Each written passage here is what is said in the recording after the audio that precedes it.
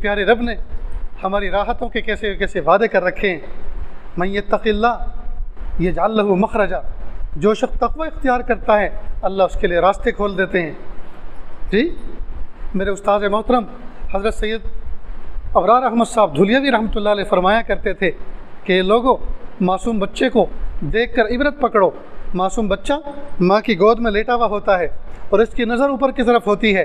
جی جب نظر اس کی اوپر کی طرف ہوتی ہے تو اللہ تعالیٰ اس ماں کے سینے میں دو رزق کے دروازے کھول دیتے ہیں، دو رزق کے دروازے کھولتے ہیں. اور گویا زبان حال سے یہ فرماتے ہیں اے میرے بندے، اے چھوٹے سے منع، تیری نظر ہم پر ہے، ہم نے تیرے لیے دو رزق کے دروازے کھول دیے ہیں. اگر تو بڑا ہونے کے بعد بھی ہماری ذات پہ نظر رکھے گا، آج 2 کھولے ہیں کل 100 کھول دیں گے. لیکن ہوتا کیا ہے، بچہ یہ بڑا ہوتا ہے اور پھر سیدھا کھڑا ہوتا ہے اور نظریں پھر لوگوں پر جاتی ہیں، نظریں اسباب کی دنیا پہ جاتی ہیں، اور ابو بھی بائک پہ بٹھا کے لے کے جاتے ہیں کاؤنٹر پر، دکان پر، اور اپنی گود میں لے کے بیٹھتے ہیں. اب یہ بچہ غور کے ساتھ دیکھتا ہے جی کہ لوگ آ رہے ہیں، پیسے دیتے ہیں، پیسے ابا ان سے لیتے ہیں، گلے میں ڈالتے ہیں، چیزیں ان کو پرووائڈ کرتے ہیں، چیزیں مہیا کرتے ہیں، وہ لے کے جاتے ہیں. پھر ابو نوٹوں کو گن کر ربر بینڈ چڑھا کر گڈی بنا کر جیب میں لے کر گھر جاتے ہیں، امی کو دیتے ہیں، پھر جب ضرورت پڑتی امی سے لیتے ہیں. اب ذہن کیا بنتا ہے کہ پیسے سے سب کام بنتے ہیں، لوگ پیسے دے کر جاتے ہیں، چیزیں لے کر پہنچتے ہیں، واپس ہوتے ہیں. ابو امی کو دیتے ہیں، امی جب کسی چیز کے لیے کہتی ہیں تو ابو انہی سے پیسے مانگتے ہیں، پیسے دے کر چیزیں لاتے ہیں. معلوم ہوا پیسہ بہت بڑی چیز ہے، یہ پیسہ بہت بڑی چیز ہے. اب اس کا یقین، اس کی مینٹلٹی کیا بنتی جا رہی ہے، پیسہ پیسہ پیسہ، پیسے سے کام بنتے ہیں. میرے بھائیو، پیسے سے کام نہیں بنتے، اللہ کے فضل سے بنتے ہیں. یہ عاجز کہا کرتا ہے پیسے سے انسان چشمہ تو خرید سکتا ہے، بینائی تو نہیں خرید سکتا. پیسے سے انسان کتاب تو خرید سکتا ہے، علم تو نہیں خرید سکتا. پیسے سے انسان دوا تو خرید سکتا ہے، شفا تو نہیں خرید سکتا. پیسے سے انسان موٹے موٹے گدے تو خرید سکتا ہے، میٹھی میٹھی نیند تو نہیں خرید سکتا. پیسے سے انسان سفید بالوں کو کالا کرنے والا خضاب تو خرید سکتا ہے، شباب اور جوانی تو نہیں خرید سکتا. معلوم ہوا پیسے سے کچھ نہیں ہوتا، جی اللہ کے فضل سے ہوتا ہے. پیسہ سبب ہے، مسبب الاسباب اللہ ہے.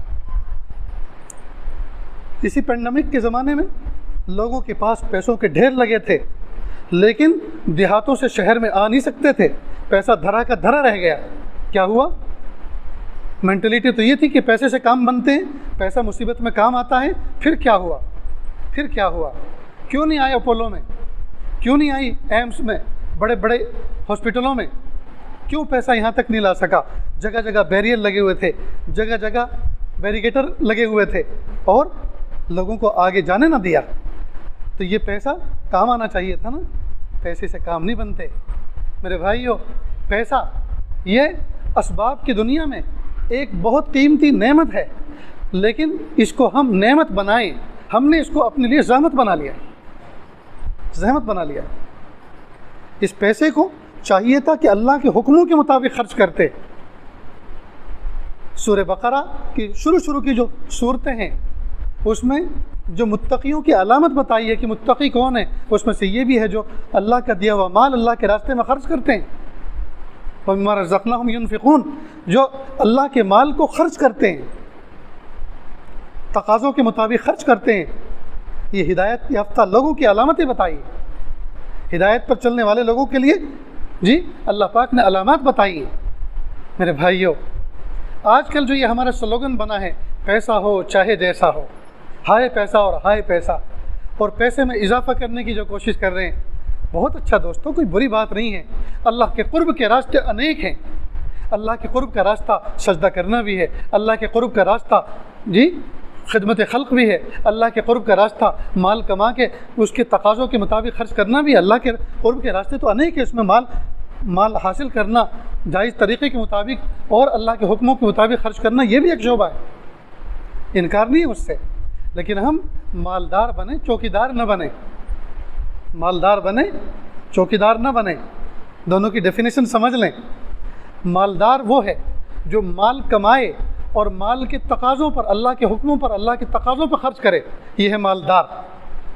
مال والا، اور جو مال کمائے تو صحیح لیکن اللہ کے حکموں کے مطابق تقاضوں پہ خرچ نہ کرے، یہ مالدار نہیں، یہ چوکی دار۔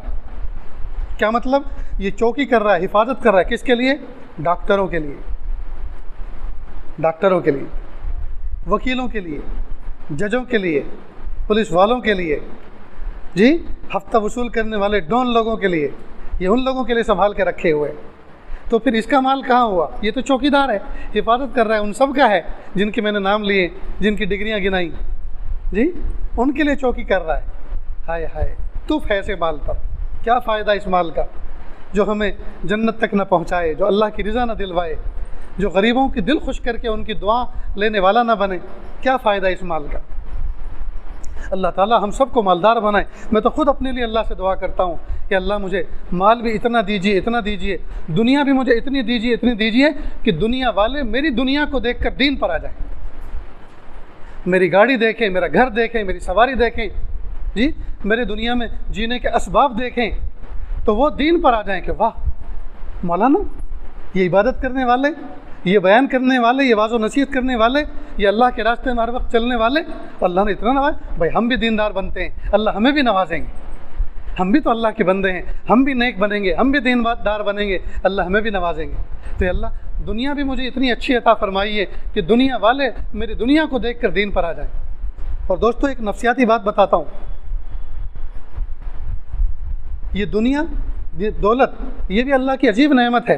جب بندے کے پاس ہوتی ہے تو جس کے پاس ہوتی ہے، جی اگر وہ جھوٹ بھی بولے تو اس کی بات سچ نظر آتی ہے اس کی نسبت کی وجہ سے، اور اگر یہ کسی کے پاس نہ ہو، غریب ہو، فقیر ہو بیچارہ، تو وہ اگر سچ بھی بولے گا تو اس کی بات وزن والی نہیں ہوتی، سوچتے کہہ رہا ہے کچھ۔ یہ لوگوں کی مینٹلٹی نفسیات بن گئی ہے، حالانکہ شریعت میں اس کا کوئی مقام نہیں ہے کہ مالدار ہو تو اس کی بات کو سنو اور دیندار ہو تو مت سنو، ایسا نہیں ہے۔ لوگوں کی نفسیات اس طرح کی بن گئی، مالدار ہوگا اس کی بات کو دھیان سے سنیں گے۔ جیسے کہتے ہیں ایک بنیا تھا، راستے میں جا رہا تھا، اس نے اپنے خچر کے اوپر جو کچھ اناج یا وزن جو تھا اس کو جو باندھا تھا، باندھنے کا طریقہ بڑا عجیب تھا۔ اس نے ایک گونی کے اندر، ایک کٹے کے اندر سامان ڈالا، نصف بھرا اور اس کی کنارے باندھ دیے، اور باندھنے کے بعد ایک طرف خچر کے ایک طرف لٹکا کر رسی اس کے پیٹ سے لپیٹ دی، صرف ایک طرف کو کر دی، خود اس پہ بیٹھ گیا۔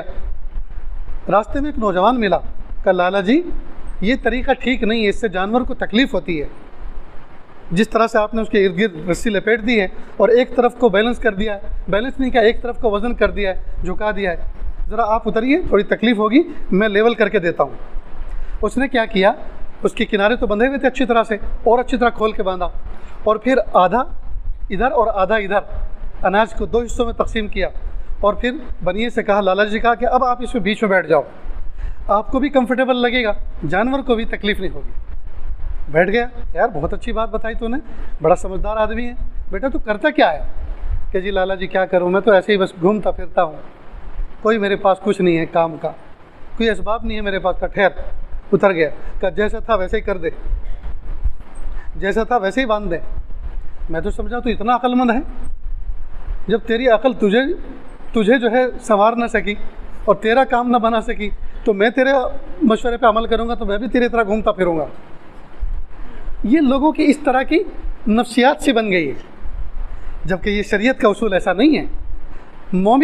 مومن کو حکم ہے کہ الحکمت ضالۃ المومن، حکمت تو مومن کا گمشدہ سرمایہ ہے، جہاں سے بھی لے لو، کوئی سڑک چھاپ اس سے ملے اس سے لے لو، کوئی آوارہ گرد ملے اس سے لے لو۔ بلکہ لقمان حکیم علیہ السلام سے پوچھا کسی نے کہ آپ نے ادب کس سے سیکھا؟ کہ بے ادبوں سے۔ کہ وہ کیسے؟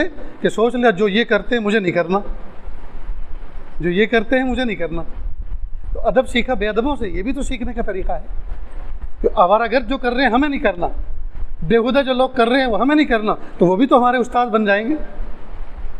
بہرحال تو یہ عاجز عرض یہ کر رہا تھا، آج کل ہم نے اپنے آپ کو، اپنی ذات کو پیسہ کمانے کی مشین بنا دیا، اور کسی دور میں، کسی زمانے میں انسان اتنا مصروف مادیت کے دور میں نہیں ہوا جتنا آج کی تاریخ میں ہو گیا۔